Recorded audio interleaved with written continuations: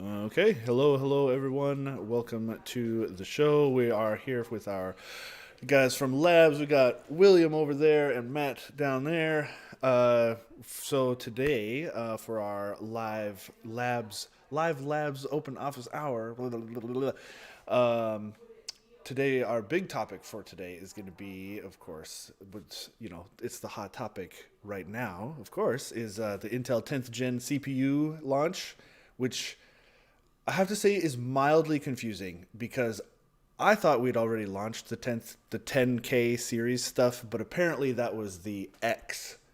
Like I think that's like Yes.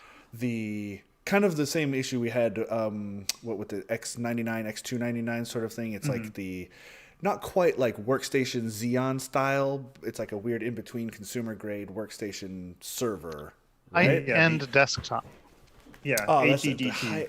high end desktop. That's Yeah, right. yeah. So it is then in a similar track as the X99, X299, that series of No, CPUs. no, these Well, are that's these what are the the consumer ones now. So yeah. What had the launched was those. That yeah, was it was like the 10980, those kind of things. The X299 stuff launched, I don't know, 6 months ago or something like that. And those aren't Okay. 10th gen. Those are like How? fourth gen or fifth gen of that line or something like that. And then we've had laptop 10th gen has been out for a while, and now it's the desktop consumer 10th gen that is out This, now, which is a little bit confusing because some of the model numbers we've had the 10900X for a while because that's the X uh series. Now huh. we have the 10900K. So, and you know, Th- X's and that, K's don't look at all alike. no, So no and one's this ever going to is confuse any of and those. that was this is 10 series. This is 10th gen. So, Yes. you know, Well, the X series don't series even and have like generations are a different. well, and the X series there's no like we call them like the X 10,000 series, but that's just our yeah. own internal monkey. Like there is no differentiation from Intel. Like you go to like the Intel ARC page, Thanks. it's just X series, and it's just all of them. Thanks, guys. Yay. Yeah, this is truly the darkest timeline, I have to say. Like, why?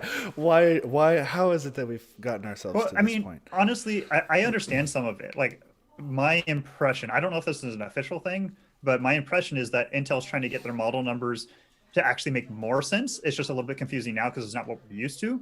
But Uh I huh. believe, at least my gut, is that like the 10900K and the 10900X are supposed to be roughly equivalent in performance. So it's Okay. not about like differentiating like these two lines as much as it is trying to get across to people the actual performance of each one. And Okay. that's actually kind of nice to us, as a workstation S- manufacturer, because then because a lot of people they don't care what the chipset is. If they're just like Right. a video editor, they don't care. They're not into like that nerdy of details. So for them, they just look and say like, oh, 10900K, 10900X, yeah, they're about the same. Both of them are going to be slightly slower than a 10920, but faster than a 10700. So like in that case, I get it. Okay. So then, what? I guess that's actually a really good place to start off. Then, so then, what's the difference if they're about equivalent in performance? Why are they splitting them off? Why? What is the difference then? Yeah, and it's mostly the HEDT, the X series lines have more robust feature sets. Like it has more PCIe lanes if you need a lot of video cards. It has higher memory support, More memory um, channels. more memory Hmm. channels. Uh, mostly those two are kind of like the two things Okay. as far as that goes. So it's kind of similar to AMD with the Ryzen and Threadripper. I mean, they go from 3900X, 3950X, and then Threadripper is 3960X, 3970, and 3990. So like Intel and AMD are kind of doing the same thing. The only difference is AMD doesn't really have any overlap between those two lines. Sure. Okay, that's cool. Right on. So, I guess the next logical step in all of this discussion then is how good is it? Is it and I ask that I suppose as a comparison then from what's been launched, the X stuff, and also the equivalent previous generation, the 9000 series, which also carried the X then. No, well, kind of. I mean, the X series has always been X, and then the consumer stuff, like ninth gen, 10th gen, those either have K, KF, F, or nothing. Sure. That's not, and they all mean different things. Um, Right. but as far as performance, like I mean, William, I have to admit, I haven't read through all of your articles yet, so I can't speak for you. But to me, like they're okay. Yeah. Like versus the previous gen, it's like anywhere from 5 to 10% faster. Which, considering this is like the fourth iteration of Skylake, like what manufacturing architecture it's based on is like the fourth time Intel's released product. Like, there's only so much they can milk out of it. So it's about right. I mean, the cool thing is it does eat into the X series line quite a bit. Like we talked about the 10900X. Honestly, I would say that CPU is pretty much not necessary for anybody. Even the 10920X, the 10900K, at least in all my stuff, like it was as faster. So like, if anything, it's just cannibalizing some of the X series line. And then the only people that are ever going to use those lower end, technically, X series CPUs are going to be people who are doing like GPU farms or something like that, where they want quad GPUs all running at higher speeds, and so they can't go with like a 10th gen. Yeah, I and guess- okay. I've seen largely the same thing. It's an improvement over the 9 series stuff. I mean, because you're looking at similar clock speeds, I think maybe even a touch faster clock speeds, and 2 extra cores compared to the 9900K. That the top end one, the 10900K, replaced that, and then at the next step down, the 10700K is replacing a 9700K, and the main difference there is it's gained hyperthreading. The 9700K was an 8-core without hyperthreading. This is an 8-core with hyperthreading. Okay. So you get that extra little bit of a boost.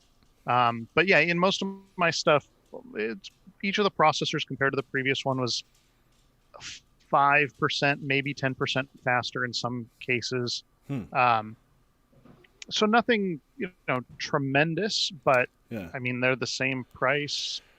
It's just replacing. It's an upgrade. It's not monumental, but also not like there's no reason not to if you can get them.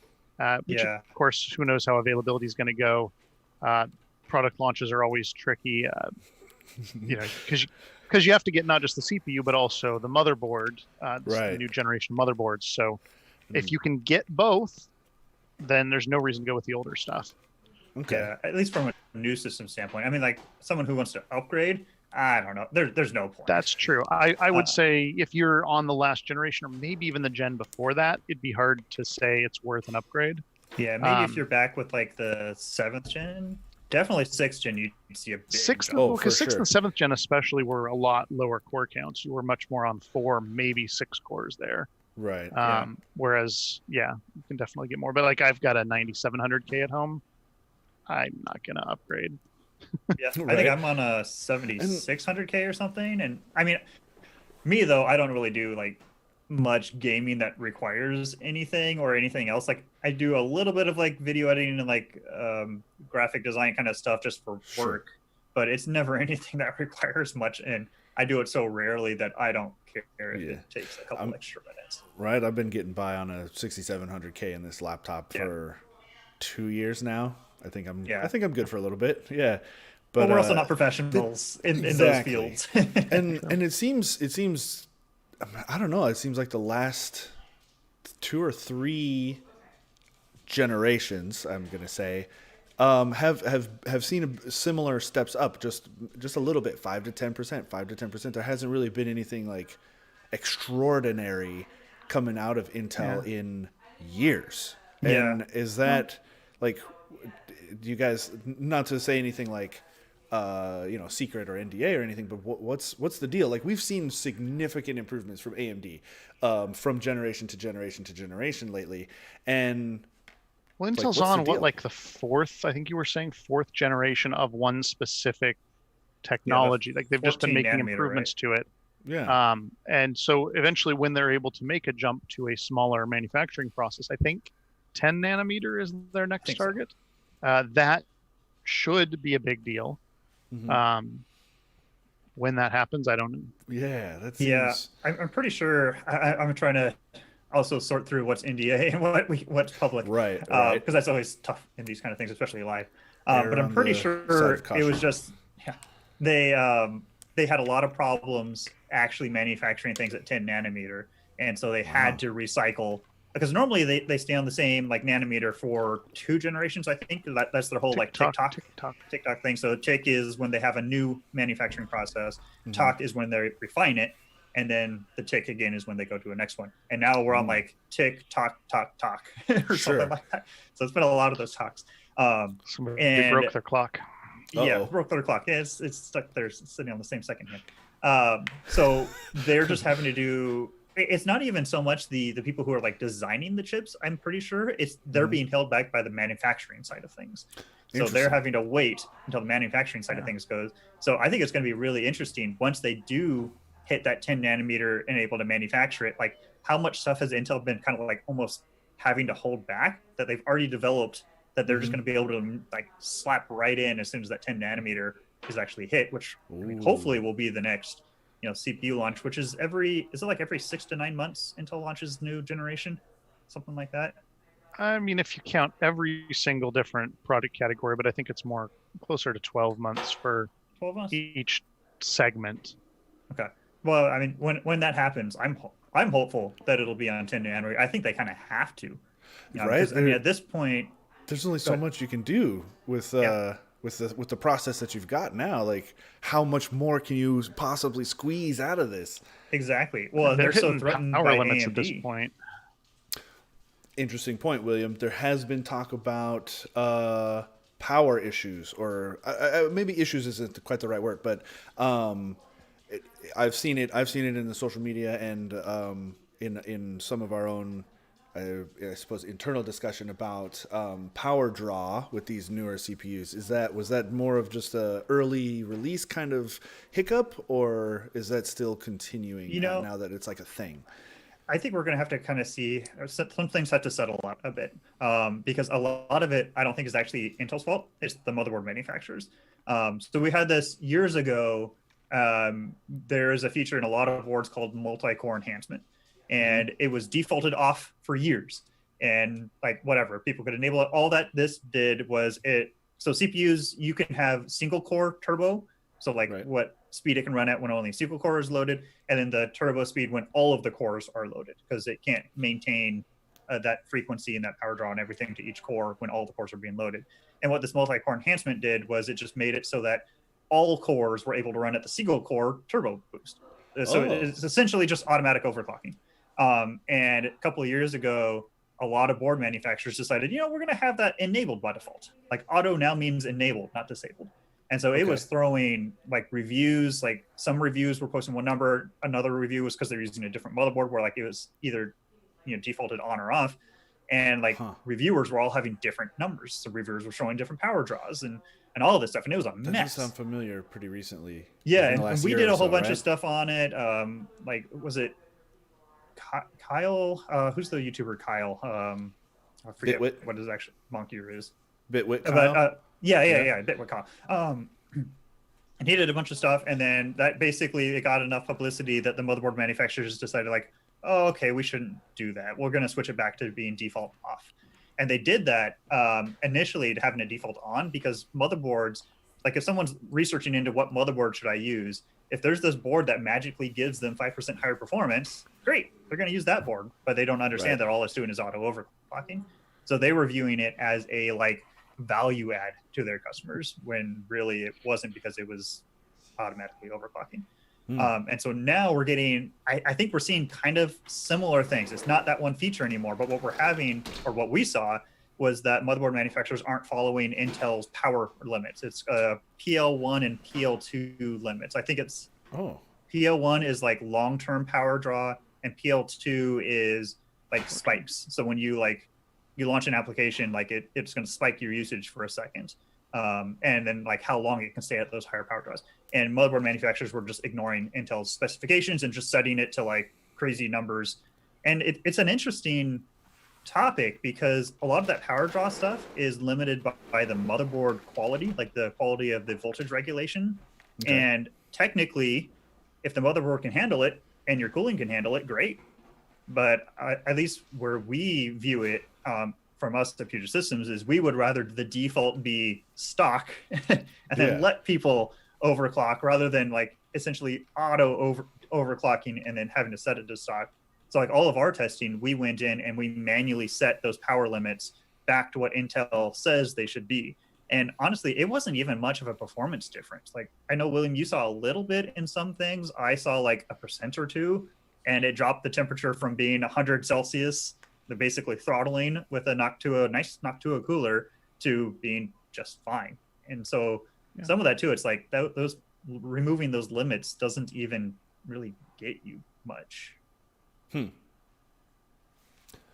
don't know if you have anything to add to that, William. It's been a big topic. Yeah, it's weird thing because there's just so many things. We're limiting clock speeds, we're limiting power draw, voltage, temperatures. There's a lot of these little factors, and yeah, if you remove the limit or increase the limit on one, you're just going to run up against a limit on another. And so yeah, we went from instead of running into power limits, we're running into thermal limits. And okay, thermal limits are a fine way to do it too, but just the fact that different motherboard manufacturers were using different standards, their own versus Intel's, it was causing a massive confusion here on our end for a while and whatnot. So,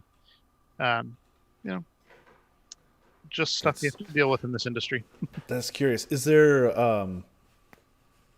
I imagine that they're just allowed to do that. Like there isn't any sort of regulatory thing where do they all come together at some point and say like, look, okay, guys, we're all going to do this, and like, is that like an IEEE thing or like these kind of settings, like they're intended by Intel to be settable and adjustable.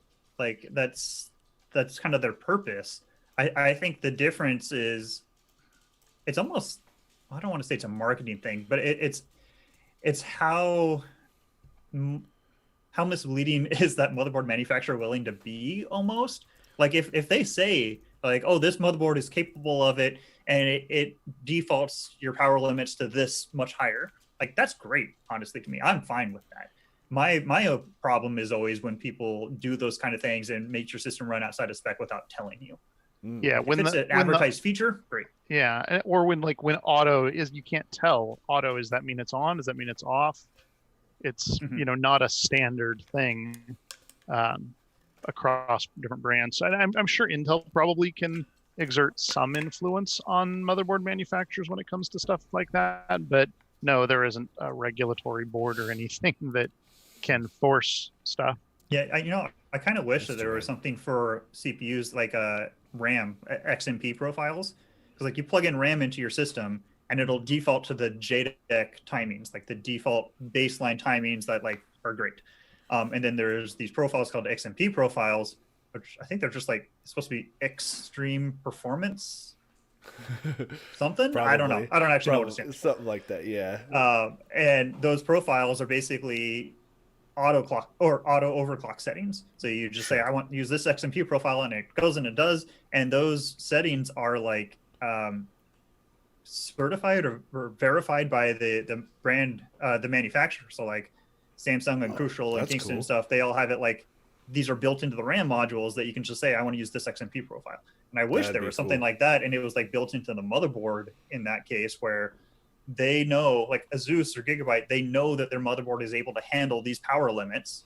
So you just have a profile for that like higher power limit, and then like it's still your problem to deal with like the cooling and the what happens because of that. But that way, at least it's like it's clear, and like XMP is so widely used now, at least in like the enthusiast community, that everyone knows what it is, and a lot of those people just use it. And if they could make something like that for like this power draw and turbos and all that kind of jazz, that'd be awesome. That'd be pretty cool. So we do have a question from chat, in particular from Don. Did either of you have any standout performance results from the 10900K? William? Not hugely. The best one, so we did 5 articles, and I've done a little bit of testing on other things, but the one where it did the best was Agisoft Metashape, which is a photogrammetry program. Okay. And that's one that ever since we've been testing it, or at least the last couple of years, has always done well with moderate core counts, very high clock speeds. So before this, like the 9900K was really good. Some of the top end Ryzens are pretty good.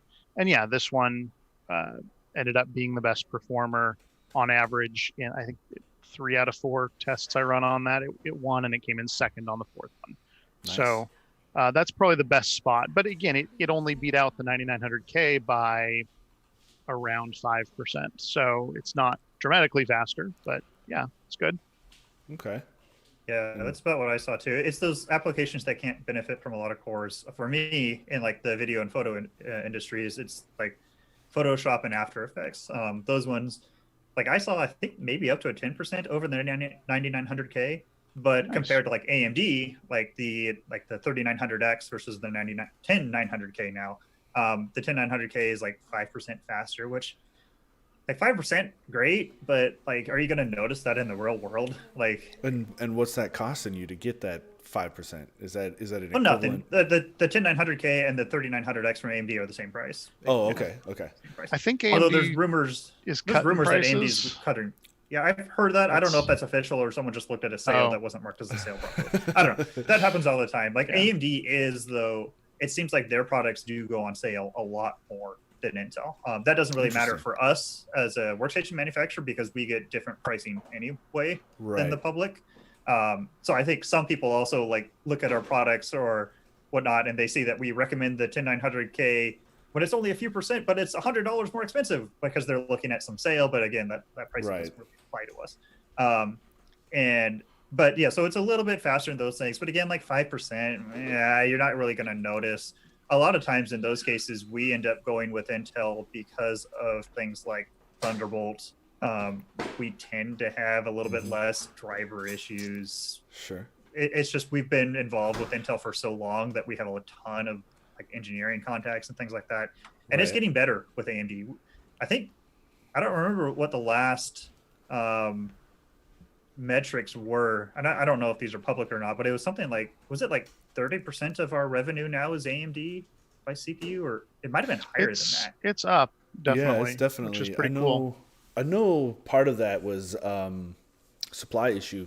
A lot of people just didn't want to wait for the Intel thing, and so Intel X series has been in shortage. Threadripper. Yeah. So the X series has been awful, and in a lot of times, like it's only in a lot of the stuff I test at least, like Premiere Pro, the 10980XE is the only one that is actually faster than like the Ryzen CPUs, because the 3950X is a 16 core desktop CPU, and the 10980XE is an 18. I mean, core count doesn't actually matter for actual performance, but that was the only one where like it's actually faster. So a lot of people could just go to Ryzen. Our big problem on a lot of those kind of ones, especially in like the video world, is Thunderbolt. Thunderbolt just isn't as good on AMD yet because I think they just started getting official certification for Thunderbolt really recently. Because I mean, Thunderbolt's it's owned by Intel, so Intel does all the certifying.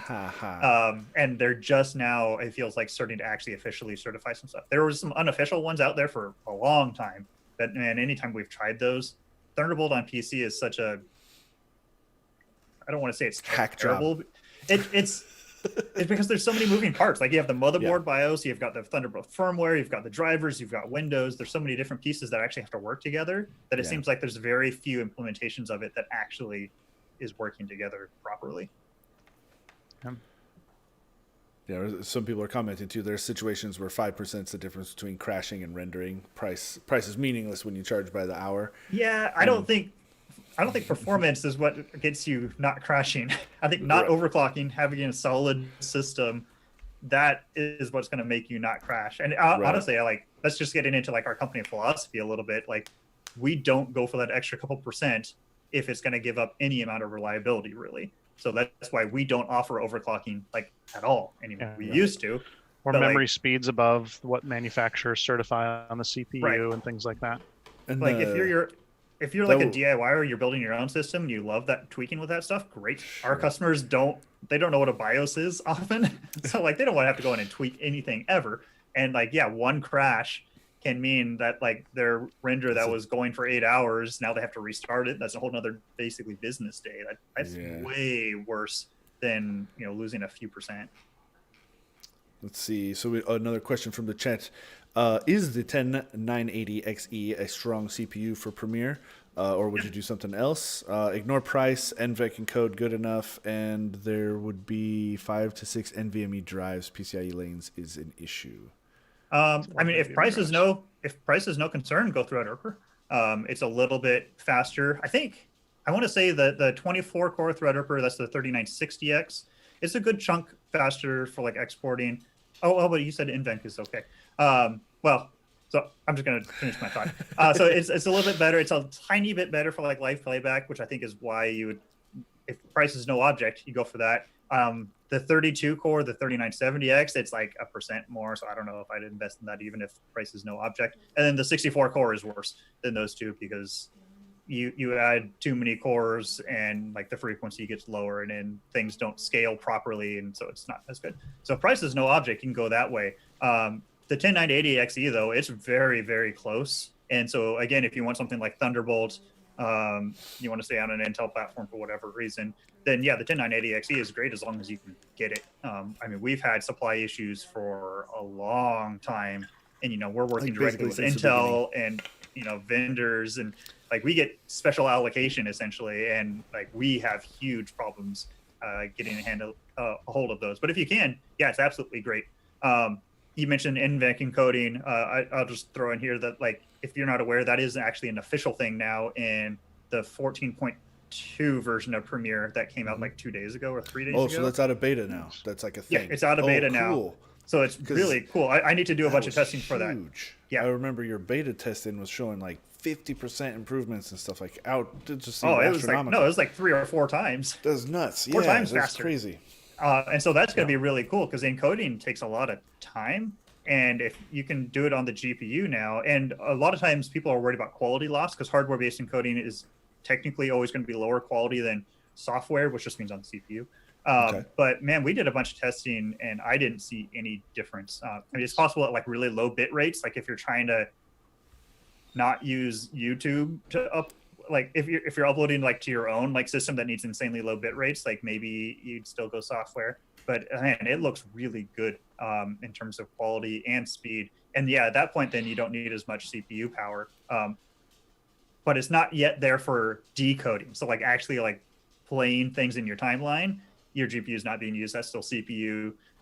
But once you get up to like those level of like the 10980XE or the Threadripper, it's going to be about the same either way. Hopefully that answered the question. Yeah. Let's see. I think that hits it for the chat.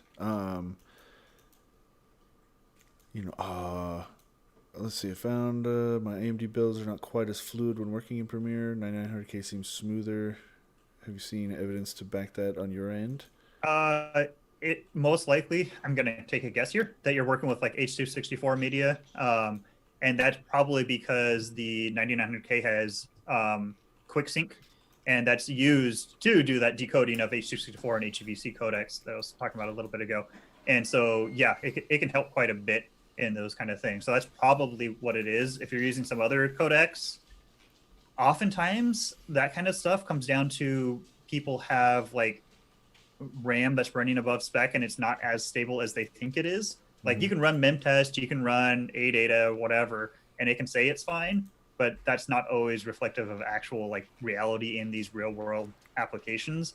So I would say double check, make sure you don't have any sort of overclocks. You're running everything at stock speeds, even if it's just temporary as a troubleshooting step, and see what you go. Because the 3900X and the 9900K, which I think that's what you said, should be pretty darn close. It's just with H.264 and HEVC codecs that the 9900K is going to be noticeably better. Yeah. So I'm curious. So in a similar vein to Don's question earlier about standouts, was there anything about the testing that really was kind of weird or that stood out to you guys, like something unexpected, I suppose? It was a pretty boring launch. Like you'd even see like if you go on like Reddit or whatever, like there's not a lot of talk about it because it's really just like a refresh at this point. It's a refresh that requires you to buy a new motherboard. So yeah, it was kind of I don't want to say ho hum, but kind of it was just a very minor launch. So I don't think there was anything really surprising. The power stuff was the biggest like hurdle that we had to deal with during our testing, but that's not like a performance thing. Yeah. William, you find similar? Yeah, pretty much. Trying to think. I guess I was expecting a little bit more myself because of the 2 extra cores. I mean, 25% more cores. If you just look at the raw numbers, not actual performance, should have been more like 20-25% faster, even if Sure. in some applications and things where it was well threaded. And I guess we saw that. I saw that in a couple places, like CPU based rendering, like ray tracing, is really well threaded. So Mhm. that did see substantial jumps. But this also isn't really the sort of CPU you'd usually want for that. With in the same price range, you get better performance with Ryzen because it's got even more cores, and you can get way better performance if you're willing to spend more on Threadripper. So there's some stuff like that. I guess in general, in the normal applications, things that aren't as well threaded, I was a little underwhelmed. I mean, I guess it'll be better But, for like yeah. multitasking. I mean, Yeah, that's the thing that like we never do in our testing because it's impossible to like. That's true. It's The hard. very nature of multitasking is that it's going to be different for everybody. Yeah. But yeah, technically, if you are doing like multiple things, you're like trying to do some video editing, and you've got Chrome open with 50 tabs. You know, it's going to eat into a lot. And you're watching a YouTube video, and you're playing a game at the same time. Like, yeah, technically, Yeah. it's probably a little bit better than what a lot of benchmarks will show. Yeah, that's true. And that brings up a good point though. As you get higher in core count, if you are doing widely disparate things, what you're going to start hitting at some point is memory bandwidth limitations. And I don't think any of my normal testing really betrayed that, but I've been doing some separate testing for a customer of our labs department for our new consulting service. And it turns out their software is extremely sensitive to memory bandwidth. Actually, seems memory bandwidth and maybe cache size. Because like the 10900K is really, really good when they're only running a couple of instances of their software. But the moment you start running more than like 3 or 4, it just kills performance, even though there's more cores. It's a very single-threaded application. So in theory, you should see good scaling up to 10 cores, right? Or 10 threads. But no, it drops off around 3 or 4, whereas something like Threadripper, which has quad-channel memory, or some of the Xeons that have 6-channel memory, scale up much higher, even though their clock speeds are lower. So it's an interesting thing. There's going to be some niche stuff like that where just adding more cores to a mainstream processor when the memory bandwidth and stuff isn't there to support it. Sure. Is going to affect things. And that's because it's trying to hold the job in memory, right? Like the job is just so big that it's having to feed more chunks into it. Is that kind of the effectively what it's analogy? what it's doing is moving stuff that's probably sitting in the memory onto the cache on the CPU to actually do calculations, and then replacing it with more stuff in order to do the next calculation. And it's that pathway of getting the memory to the cache that if you just it's I've seen people talk about it as like lanes on a highway, right? Sure. The more lanes you have, even if the speed of the traffic on those lanes isn't higher, the more stuff is just going to get through. Yeah, I was going to use an analogy of like you're trying to unload a car. If you have a dozen people trying to unload like a tiny little car, like it's not going to do much because only really one person can like reach into the door at a time. But if you have like a trailer, like a semi-trailer, you can have a dozen people and they can all be unloading at the same time. It's just different architectures in this case, like car versus semi-truck, and like differs how well it can work. But it's also not always that straightforward either. Like you give an example where AMD is better. I can give an example of where it's worse. After Effects, there's a feature called AE render where you can spawn multiple instances of After Effects because After Effects is very lightly threaded, and you can basically just say like, okay, load After Effects just a dozen times and use it to render this composition. And like, okay, this core you get frames 1 through 10, you get 11 through 20, and 21 through whatever. And it'll parallelize that like that? Yeah, you have to manually do it, but you can just like make a batch script and run it, or there's a bunch of plugins that do it for you. But what's interesting is that AMD CPUs, for whatever reason, are terrible at it. Like you have like the 16 core, like the 3950X, and as soon as you spawn a bunch of these render threads, like in After Effects normal, it's about the same performance as a 9900K or a 10900K. But as soon as you do all this parallelization stuff, the 10900K is like way faster than AMD, Interesting. even though it has fewer cores. So it's not. But but AMD is also using like higher frequency RAM because they support 2933, I think is what we usually test with, and like the 9900K was 2666. But yeah, it was still way faster. So it's not even just like RAM. It's probably got some things that have to do with cache and like the speed of things internally. That like no one how ever they handle like about. that. It's something. I remember Don had bumped into some issue with some of his stuff, and it had something to do with the way that they implemented like the chiplets and the Infinity Fabric and that kind of a thing. Something all with this stuff that's way beyond me. How the it's went over my head a bit too. I kind of understood that it really came down to almost how the chip is physically put together, and it had like trouble like getting some stuff from over here to talk to this stuff over here and that kind of a thing. So and just real quick, someone was asking what plugins do that for After Effects, that parallelization. Yeah, Render Garden I think is the most popular, and then there's also BG Render Max. Okay, if you Google either of those, I can't really endorse one over the other. Like I've never actually really used them. But one thing to keep in mind with those things is that most of the reason why people use those plugins is because it takes a long time to export out of like After Effects, because this only does exporting. But After Effects, at some point, they're adding multi-threading capabilities back into After Effects. So before like they had like this whole like parallelization thing where you can separate like this frame goes to that core, this frame goes to that core. They had that built into After Effects back in like 2014, and then they got rid of it when they were adding GPU acceleration because it just like was breaking everything. And they're adding back in multi-threading capability. It's not going to be the same way where like it's separating frames per core. It's like true multi-threading where I think they did some demo at like Adobe Max, and they were talking, it's like each layer can go to different cores. So it's something really complicated, and that's why it's taking so long to come actually even to beta. But so that is supposed to be coming.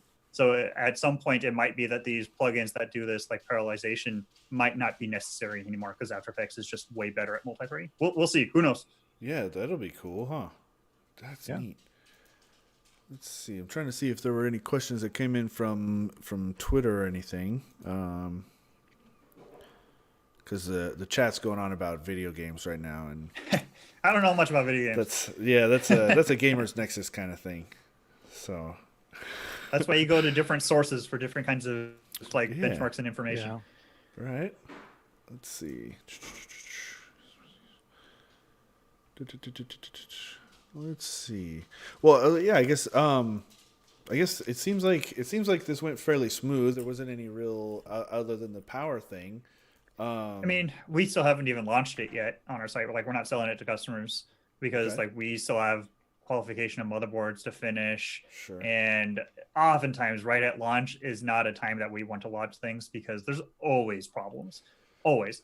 And this one's no different with the power thing. So like this isn't really unusual that we're running into issues pretty much. Yeah, and there's always availability stuff too. I want to say it's looking like CPUs are going to be okay, but this time motherboards are going to be hard to get for a while. So, we don't want to start selling something and then turn around immediately like, oh yeah, sorry, there's a month lead time. Right. Although we've been doing that with X series for a long time. Well, that had already launched before we started having trouble, though. Yeah. We launched and it was okay, and then it got bad.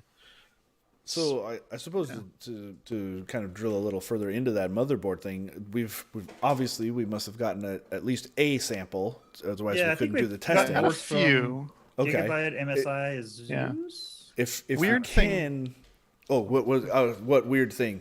Oh, I was just gonna say one weird thing. The very first motherboard we got came with a power supply as well because it was one of those new DC power supplies. Oh, the 12 volt or 24 volt thing that they're moving. Yeah, where like I don't remember what it's called exactly, but yeah, where it's single rail. Is that what it is? Maybe where it's like supposed to be just one big plug into the board, right? And then so you go into the board, and then the board goes out to drives for power and stuff like that. Mm-hmm. It's really like cool. Only provides 12 volt period, nothing else. So it was weird. It was kind of interesting to Did you use it? Hook that up. Yeah, that we did that neat. for like, we didn't actually do our final testing on that, but we did some like early stuff. Okay. The final testing we did on one of the systems that our product qualification team is using for Yeah, it's qualification. the Gigabyte Z490 Vision D, or Vision something like that. D, the replacement for the Designator. Yeah, this other one I don't remember even what brand it was or anything, but it came in like a month earlier, so we tinkered around with that a little bit. It was just, it's very strange having. I mean, the 24-pin motherboard connector has been the same for Ever? ages. I mean, it was 20 pin and then went to 24, I think, at some point. Yeah. But like, it's been a couple decades, and this is just such a weird difference. And then having cables going out from the motherboard to like SATA drives and stuff. Well, I think I bet I thought is that eventually we're not going to have those kind of external drives. Everything's going to be like M.2. Like honestly, Maybe. if everything can go M.2, I would love it. It seems either that or U.2, that bigger kind of square looking thing. That still needs an external power connection though. Oh well, Yeah. I could see that becoming built into the plug, where you just have one big thick thing that sticks into the board, and then it octopuses Yeah. out. I think for though like desktops, like things that people are using at home, I'm still really hopeful that eventually, once we hit price parity between solid state and platter drives, hopefully we can just get rid of platter drives, get rid of SATA SSDs, just do everything M.2. Just like motherboards might have to offer more of those like sleds, so you can use it in a PCIe slot and you can get 4 drives. But like at a certain point, like how much storage does most people need inside of their system? Like More. we're even seeing that the people who need a lot of storage, like video editors, so many of them are starting to go towards like NAS units, Sure. and things like that, like network attached or direct attached, through Thunderbolt. And it's a better storage solution, in my opinion, because it separates your storage from your computer. So if your computer catches on fire, it's okay because your data is still fine. Yeah. And like just like network speeds now are so fast, like 10 gigabit networking, that's plenty for most people. And the people who do need faster than that, like they're probably going to have specialized solutions anyway, because anything that they need that high speed, they're going to have huge storage capacities. They need hundreds of terabytes. That's a whole different level of issue you're solving there at that point. Yeah. So I think Intel is, again, this is not like any insider information, but just my own gut. I think they view that soon most desktops are going to be sold with just M.2 drives. I get that feeling because I feel similar because didn't they? It was around the beginning of the year. Their newer, maybe it was an Optane thing or a PCIe SSD. Well, they came out with a new like P660 or something. I can't remember some high speed drive, and it's PCIe 4, and it's like they're already jumping like leapfrogging their own stuff because you can only get PCIe 4 with AMD, right? But it's clear that that's the path is for high speed storage and things like that is going to be M.2 PCIe and that sort of. Well, because that's the only way you can do that high speed, really. Because the problem with SATA is you're going from the drive to a controller on the motherboard, then to like the CPU or the chipset. NVMe allows, or PCIe allows you to go from the storage drive through its own controller, so they can tune those controllers specifically to that drive, then directly to the CPU or whatever. So you're removing the like what might be a good controller on the motherboard, which might be a crappy controller on the motherboard, to now the storage drive, they can control whether it needs to be a high quality controller or not. And so, I think that's just the only way we're going to be going as things are getting faster and faster. I'm like, we're up to drives now you can buy that are like 7 or 8 gigabytes a second. Like, that's insane speeds. That's cool. And like, honestly, those speeds, a lot of those NVMe drives, no one needs those speeds, like at all. Are you going to notice the difference? No, not at all. Like, yes, I can launch Chrome 0.01 seconds faster. Great. But so many things, I think to be able to really fully realize the performance gains with those things, we're going to have to see a complete rethought of how people are like creating applications almost. Because my understanding is a lot of that launch time now is not reading that data from your hard drive, it's unpacking it. It's kind of almost like little zip files, your exe is. So it's got to read it from the drive, the CPU has to unpack it, and then it can actually execute stuff. So I think the next thing we're going to have to see is where that packaging becomes less compact It's kind of like with video editing, you have codecs that are really compact, but it's really hard to process, or larger things, you get larger file sizes, but it's a lot easier to process because it's not having to like unpack those things.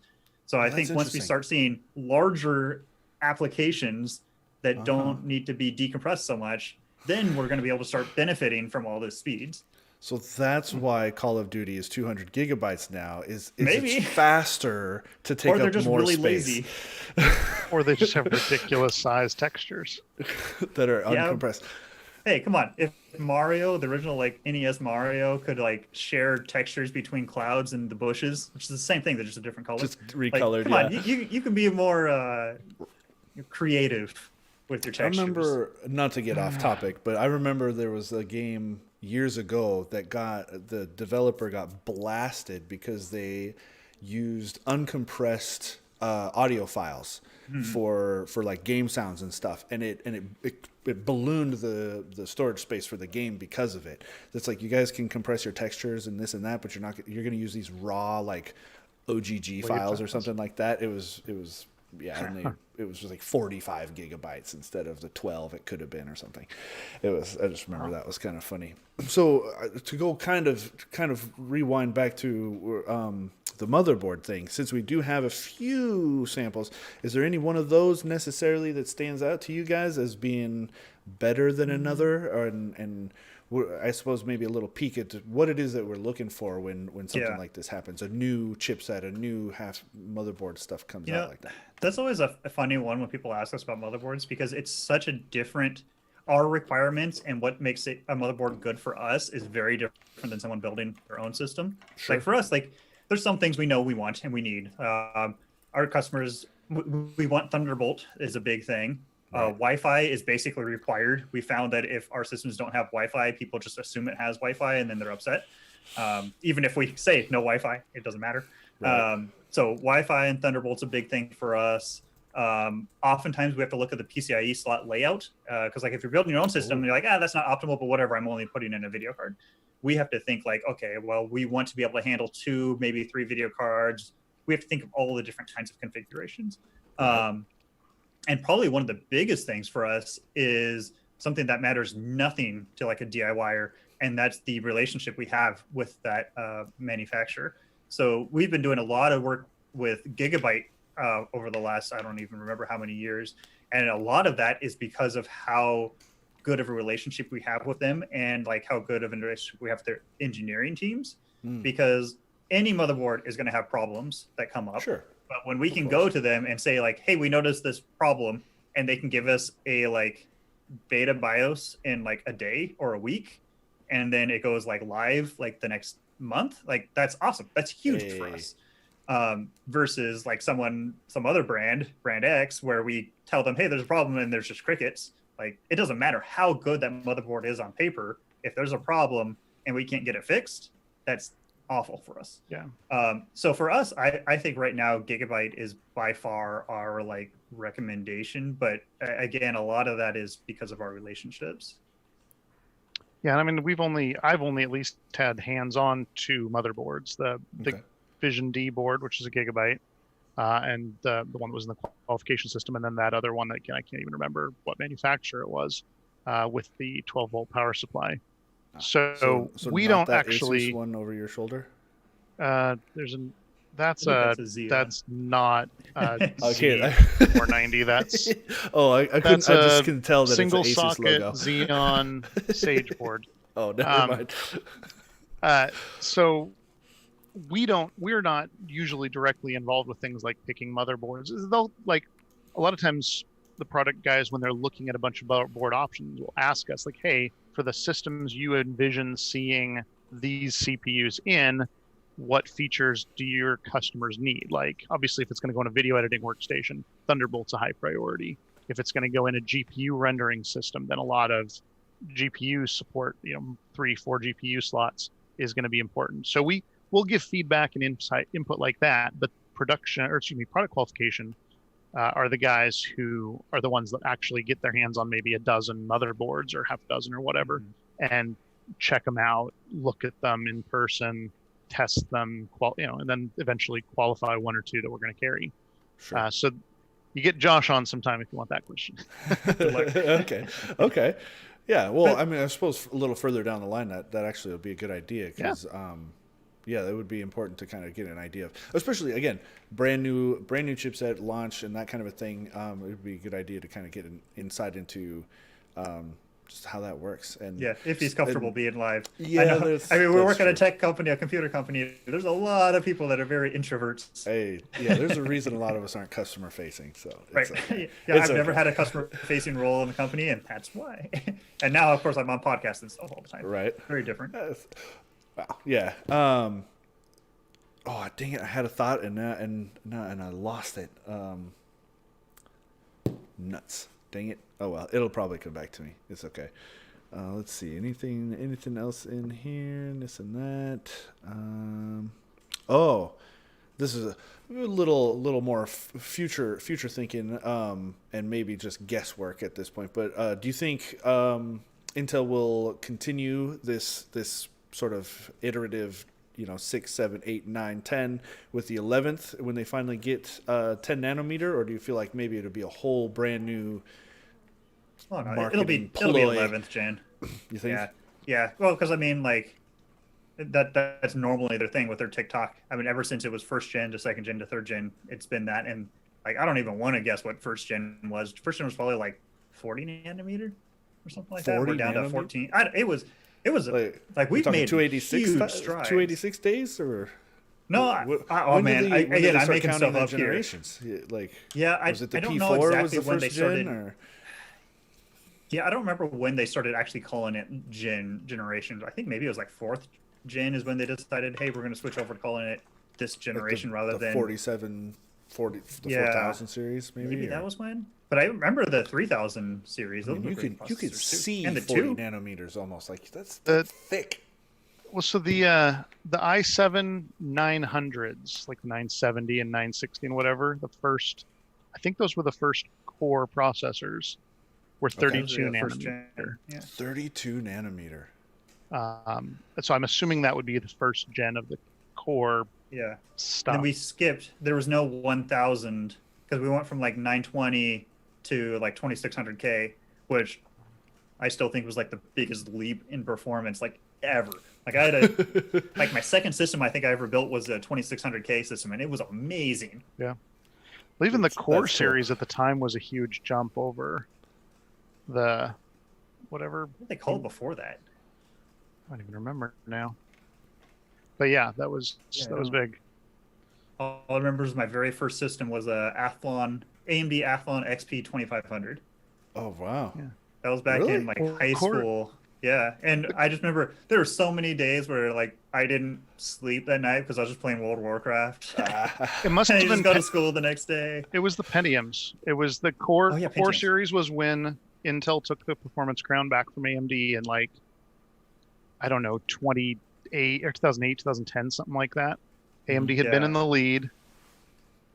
Intel took it back, and then AMD's back now. Yeah, With a vengeance. which Way back. super cool. I'm from every angle. I really like seeing it from. I mean, like what? I think at least close to half of our systems now are recommending AMD.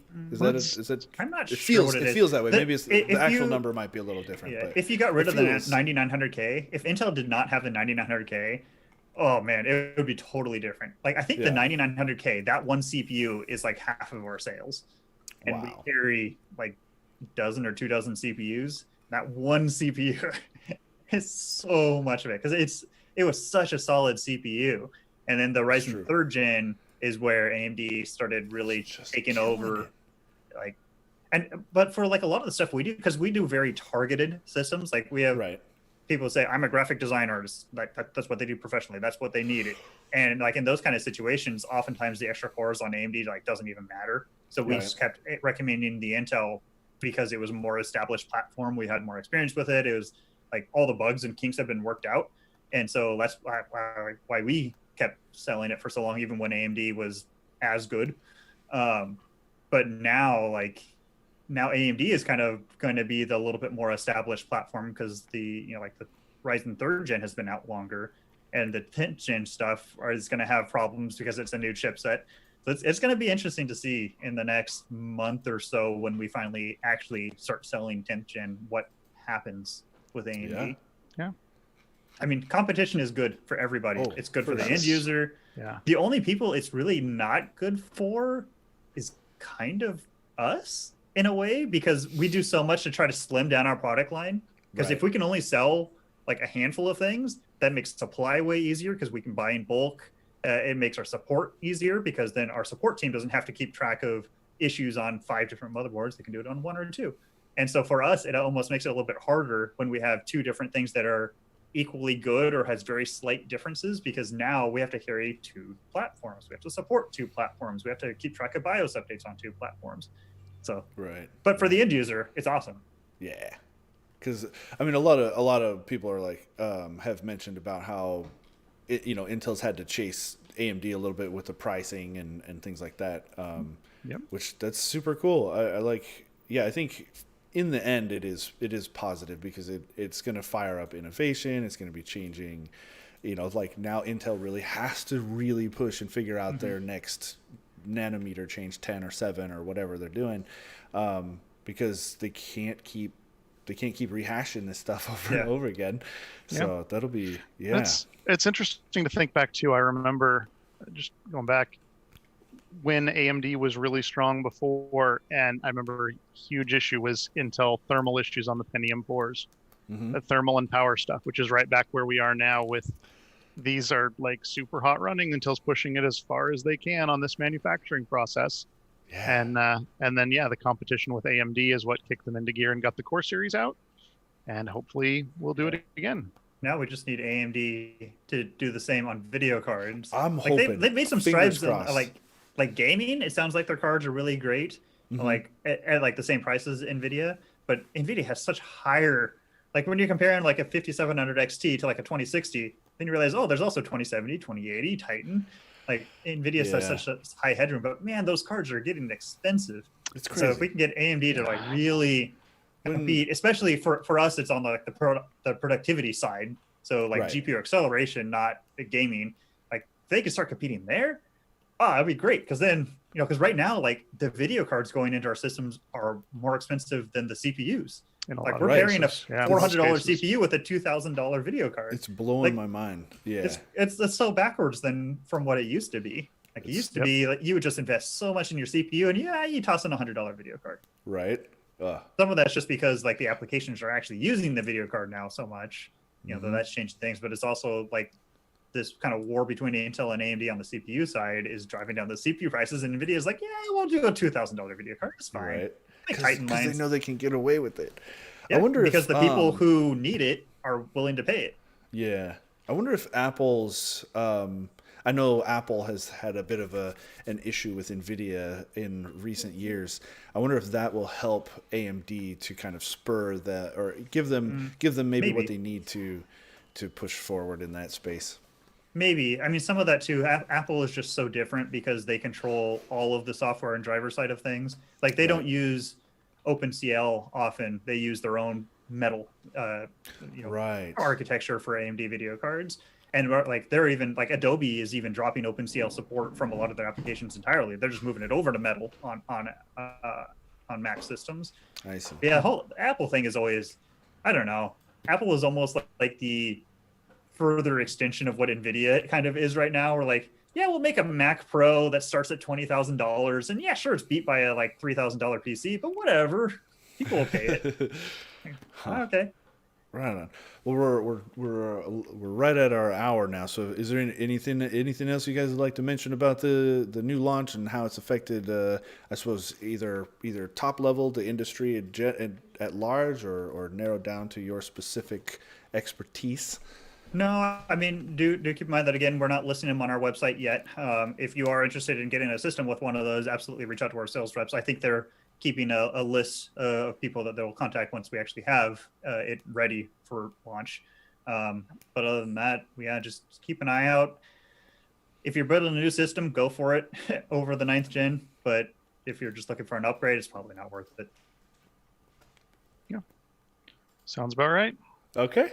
Well, all right. Well, thank you guys for taking the time out of your day and joining me Thank and you. the audience for this quick little peek behind the curtain into this new CPU launch. So, and thank everybody in the audience for joining us. And we do this Wednesdays is Workflow Wednesdays for industry expert Q&A sort of a thing, getting an idea of more of our customer base in that sense. And then every Friday at this time is a peek into the company and our lab's open office sort of hour, get you guys an opportunity to pick the brains of our internal experts. So follow the social media channels. We're Puget Systems pretty much everywhere except Twitch. I think is just Puget Sys. If you're not already, you're missing out. So that's Twitter, Instagram, Facebook. And I know Matt and William both have a presence on Twitter and I'm sure elsewhere. No, not really. I don't do social media. in the Only Twitter because I should. All right. And so it's good to follow them too because they always tweet out their newest articles like as they happen, whereas the company accounts are maybe a little bit behind on that stuff. So again, thank you guys, and we'll see you all next time.